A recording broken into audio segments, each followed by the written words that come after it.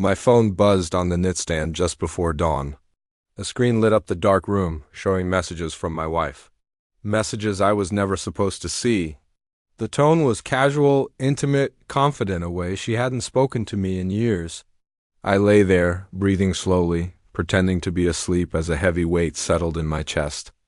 Anger felt too easy. I needed answers more than I needed a fight. Over breakfast, she chatted about errands, her fingers flying across her phone, a small smile playing on her lips. I just nodded, listening, and made a decision. I wouldn't demand the truth. I would test it. I created a new account and started messaging her, using details only someone close would know. She replied eagerly, completely unaware that every word she typed was tightening the knot between us. The conversation moved fast. She complained about her marriage, never using my name, but I read myself in every line. She painted me as the problem. That hurt more than the flirting. Still, I stayed calm, playing the part of a stranger learning her life. Then she suggested meeting up somewhere quiet where no one would recognize her. That was it. That was the moment any hope I had left finally died. I agreed and chose a place I knew well, a place with its own memories. The day of the meeting felt painfully ordinary. I got there early and took a seat where I could see the door and my own reflection in the window. When she walked in, her expression shifted from excitement to confusion, then to pure fear. She knew. She sat down without a word. The silence that hung between us was heavier than any argument could ever be. I told her I just wanted honesty. She offered excuses instead. I let her talk, realizing how long we had both been pretending. She said she felt invisible, and I believed her, even though it didn't change anything. I admitted my own distance, my pride, the ways I had failed to see her loneliness. Tears came, but they felt too late. We talked for a long time, not about the affair, but about all the small moments that led us there. There was no shouting. The truth doesn't need to be loud. I asked her if she loved him. She couldn't answer. Her hesitation was all the answer I needed. We left together but drove home in separate cars.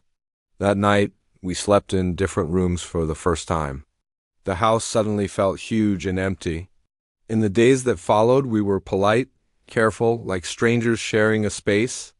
We put on smiles for our friends, but the change was obvious. I found myself replaying our early years, wondering when our respect for each other had turned into simple routine. She avoided my eyes and buried herself in work. I focused on practical things because the feelings were just too sharp to handle. Eventually, we sat at the kitchen table and acknowledged the end. There was no blame, just a quiet, sad acceptance. Signing the divorce papers felt surreal. She moved out, taking only what she needed. The silence she left behind was overwhelming. I started cleaning the house obsessively, as if arranging things could somehow fix the loss I felt. The nights were the worst. That's when the memories were loudest. When I'd question my own worth and replay every missed signal. Time passed, slowly, but it passed. I learned to cook for one. I learned to sit with my own thoughts.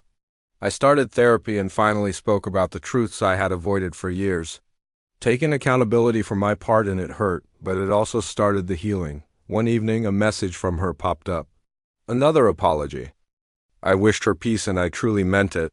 Closure arrived quietly, not with a grand reconciliation, but with a simple, honest exchange.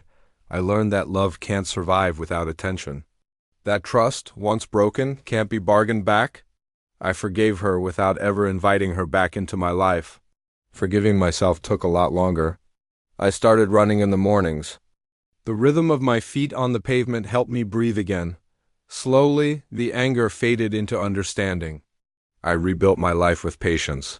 Happiness returned, but in smaller, steadier ways. I share this story not for sympathy, but for a truth I learned the hard way. Betrayal rarely starts with cruelty. It grows in the neglected spaces, in the unspoken needs between two people. Communication isn't a one-time gesture. It's a daily practice, and silence can be far more destructive than anger. Walking away was the hardest and strongest thing I've ever done. Today, I wake up without the urge to check someone else's phone. Peace has replaced suspicion. And that alone tells me I made the right choice. Some endings are just beginnings in disguise. This was mine. Thanks for listening.